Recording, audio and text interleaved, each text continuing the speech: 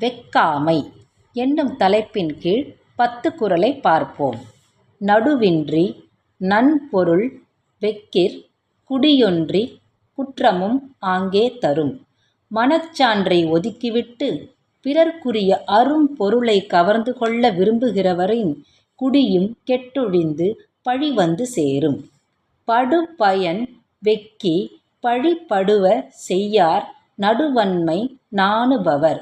நடுவு நிலை தவறுவது நாணி தலைகுனிய தக்கது என்று நினைப்பவர் தமக்கு ஒரு பயன் கிடைக்கும் என்பதற்காக பழிக்கப்படும் செயலில் ஈடுபட மாட்டார். சிற்றின்பம் வெக்கி யறநல்ல செய்யாரே மற்றின்பம் வேண்டுபவர்.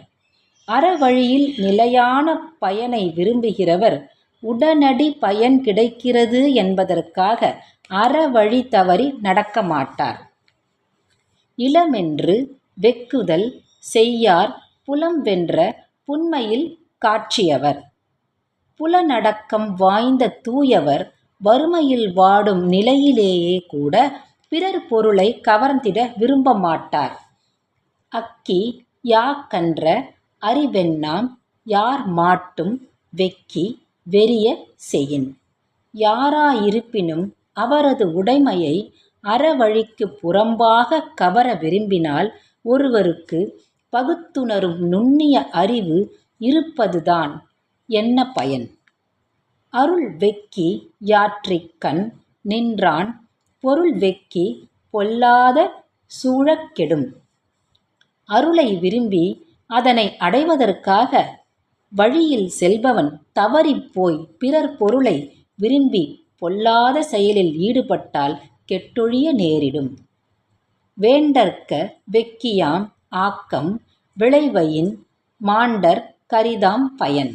பிறர் பொருளை கவர்ந்து ஒருவன் வளம் பெற விரும்பினால் அந்த வளத்தின் பயன் நலம் தருவதாக இருக்காது.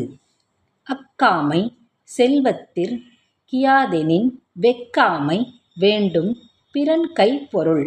தன்னுடைய செல்வ செழிப்பு குறையாமலிருக்க வேண்டுமென்றால் பிறருடைய பொருளையும் தானே அடைய வேண்டுமென்று ஆசைப்படாமல் இருக்க வேண்டும். அறனறிந்து வெக்கா அறிவுடையார் சேரும் திறனறிந்து அங்கே திரு. பிறர் பொருளை கவர விரும்பாத அறநெறி உணர்ந்த அறிஞர் பெருமக்களின் ஆற்றலுக்கேற்ப அவர்களிடம் செல்வம் சேரும்.